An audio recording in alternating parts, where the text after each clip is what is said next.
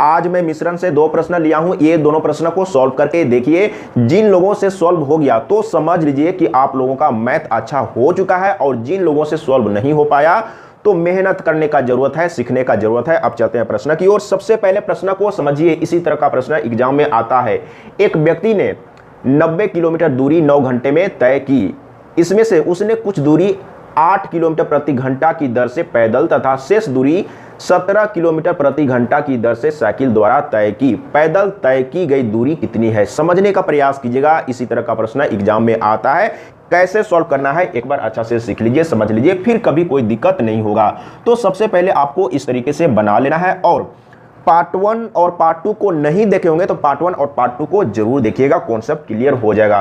तो पैदल चलता है और कुछ दूरी को साइकिल द्वारा चलता है। तो सबसे पहले आपको यहाँ पर लिख लेना है, लेकिन आपको लिखना नहीं है क्योंकि आपको सिर्फ आंसर से मतलब है, लेकिन मुझे तो समझाना है, इसलिए मैं यहाँ पर पूरा लिखूंगा। तो यहाँ पर मैं लिख लेता हूँ साइकिल, साइकिल द्वारा, लेकिन मैं यहाँ पर शॉर्टकट में सिर्फ साइकिल लिखूंगा। तो अब आपको समझना है कि पैदल 1 घंटा में कितना दूरी चला है, यहाँ पर समझने का प्रयास कीजिएगा। इसमें से उसने कुछ दूरी 8 किलोमीटर प्रति घंटा की दर से पैदल किस स्पीड से जाता है? 8 किलोमीटर प्रति घंटा। इसका मतलब क्या हुआ? आपको मालूम करना है कि 1 घंटा में पैदल कितना दूरी चला। तो पैदल जो चल रहा है उसका स्पीड तो दिया हुआ है 8 किलोमीटर प्रति घंटा। इसका मतलब कि 1 घंटा में 8 किलोमीटर प्रति घंटा का मतलब 1 घंटा में 8 किलोमीटर, यानी कि पैदल 1 घंटा में कितना चलता है? 8 किलोमीटर। तो यहां पर आपको 8 किलोमीटर लिख लेना है। क्लियर है? अब साइकिल द्वारा 1 घंटा में कितना दूरी चला है उसको यहां पर लिखना है।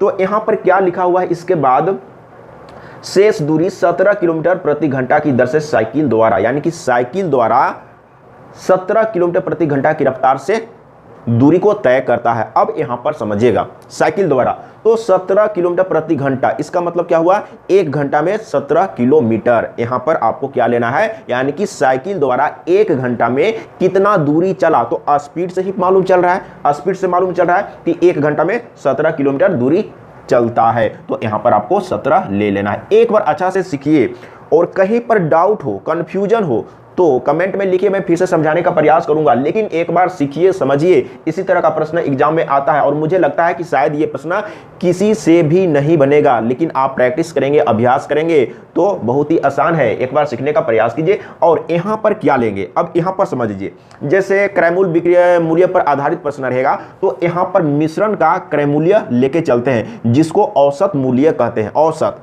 जैसे यहाँ पर हम लोग दूरी लिए है ना, मतलब कि पैदल 1 घंटा में इतना चला है और साइकिल द्वारा 1 घंटा में इतना चला है, दूरी है। तो यहां पर आपको औसत दूरी लेके चलना है। तो औसत दूरी किसको बोलेंगे? कहने का मतलब है कि पैदल 8 किलोमीटर चलता है और साइकिल के द्वारा 17 किलोमीटर चलता है, तो औसत कितना चल रहा है? औसत कितना चल रहा है तो कैसे मालूम करेंगे? टोटल दूरी दिया हुआ है तो आपको निकालना है चाल। तो चाल बराबर क्या होता है? दूरी बटे समय। तो टोटल दूरी कितना है? 90 किलोमीटर, और समय दिया हुआ है 90 किलोमीटर दूरी को 9 घंटा में कंप्लीट करता है। तो चाल बराबर दूरी बटे समय, तो समय कितना है? 9 घंटा। तो यहाँ पर 9 और 9 काट देंगे, यानी कि 10। इसका मतलब क्या हुआ? 10 किलोमीटर प्रति घंटा, यही हुआ ना। चाल बराबर दूरी बटे समय, तो चाल कितना आया? 10 किलोमीटर प्रति घंटा। इसका मतलब क्या हुआ? औसत, मतलब कि औसत कितना दूरी चल रहा है ये आपको समझना होगा। कहने का मतलब है कि 1 घंटा में, प्रति घंटा है ना, 1 घंटा में 10 किलोमीटर चल रहा है औसत।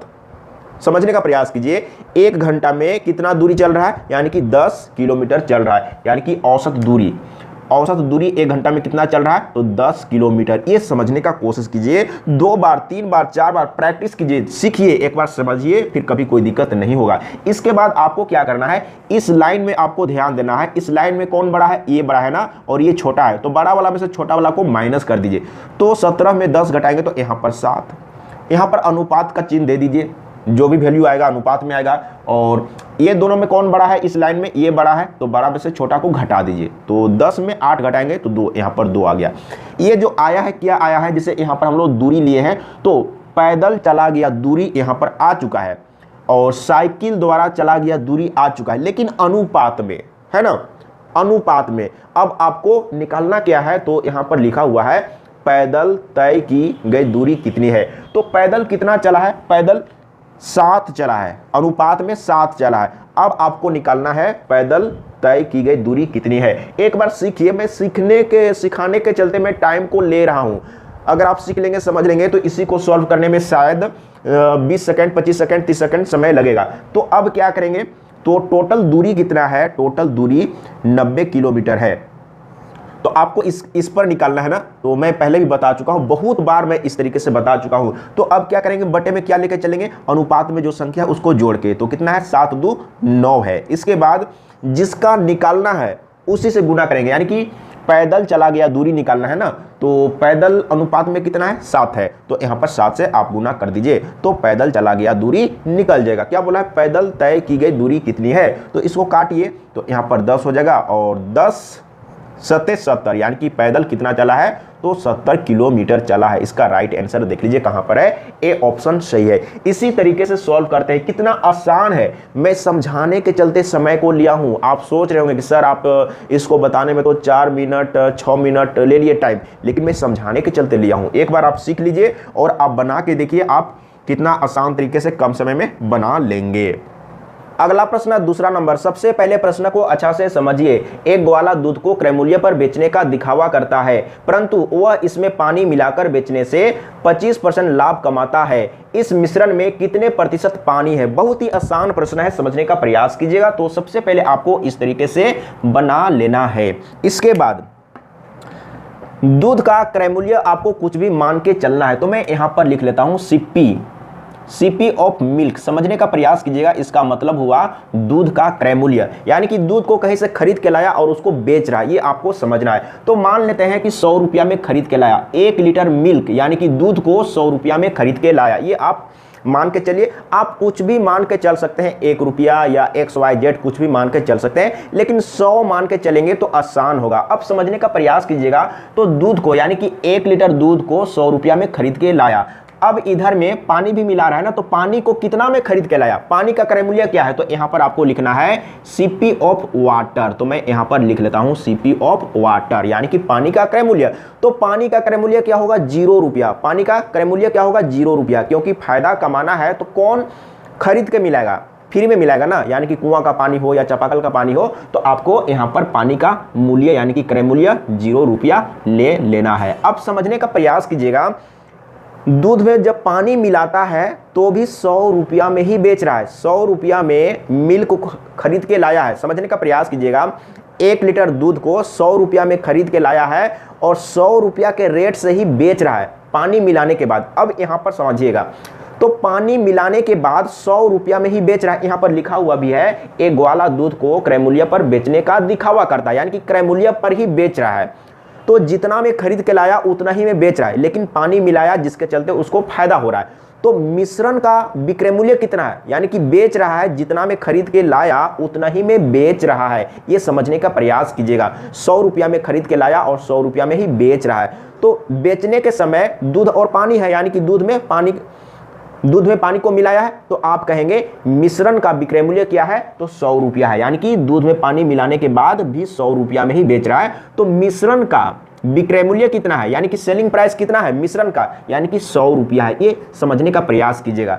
तो यहां पर क्या रखते हैं, जब क्रय मूल्य और विक्रय मूल्य की बात करें तो यहां पर आपको मिश्रण का क्रय मूल्य रखना है। यहां पर क्या रखना है, मिश्रण का क्रय मूल्य, लेकिन यहां पर मिश्रण का विक्रय मूल्य 100 रुपया है, क्योंकि 100 रुपया में खरीद के लाया और पानी मिलाने के बाद 100 रुपया में ही बेच रहा है। इसका मतलब मिश्रण का विक्रय मूल्य तो मालूम है, लेकिन यहां पर मिश्रण का क्रय मूल्य रखते हैं। अब आपको मिश्रण का क्रय मूल्य निकाल लेना है। तो क्रय मूल्य बराबर क्या होगा, विक्रय मूल्य इनटू ऊपर में 100 होगा और नीचे में 25% लाभ हुआ है ना, तो 100 प्लस 25 नीचे में रखेंगे, तो 125 यहां पर रखेंगे। इसको काटेंगे तो 25 25 सवा 100 और 25 चौके 100 और 5 से इसको काटेंगे तो 20 25 100, तो यहां पर सीपी आ गया 20 चौके 80। मिश्रण का क्रय मूल्य कितना है, 80 रुपया है। अब समझने का प्रयास कीजिएगा। तो सबसे पहले इस लाइन में ध्यान दीजिए, ये बड़ा है ना और ये छोटा है, तो इसमें इसको घटाइए, तो यहां पर कितना होगा, 80 होगा। और ए बड़ा है, तो मतलब कि इस लाइन में ये दोनों में कौन बड़ा है, ए बड़ा है, तो इसमें इसको घटाइए तो यहाँ पर आ गया 20। अब एक चीज़ ध्यान दीजिएगा, कहने का मतलब है कि ये क्या है, ये दूध का मात्रा है और ये पानी का मात्रा है। तो यहाँ पर देखिए 80 और 20 है यानी कि 100 ना, तो जब 100 हो रहा है ना, इसका मतलब डायरेक्ट प्रतिशत में आ गया।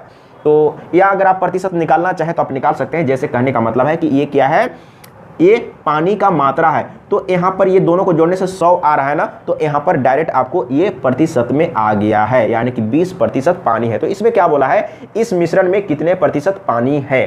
तो अगर आप निकालना चाहें तो कैसे निकाल सकते हैं, जैसे पानी का मात्रा कितना है 20 है और टोटल मिश्रण कितना है, जैसे आप इसको जोड़ेंगे तो क्या हो जाएगा 100 हो जाएगा ना, तो 100 को यहाँ पर रख दीजिए और 100 से गुना कर दीजिए तो प्रतिशत में आ जाएगा, फिर से ये कटेगा ना। तो इसीलिए मैंने बोला था कि यहाँ पर देखिए ये 80 है और ये 20 है, तो ये दोनों को जोड़ने से 100 हो रहा है ना, तो 100 हो रहा है, इसका मतलब डायरेक्ट आपको समझना है कि 80% दूध है और 20% पानी है। तो यहाँ पर भी 20 आ गया ना, यही काम आपको करना है।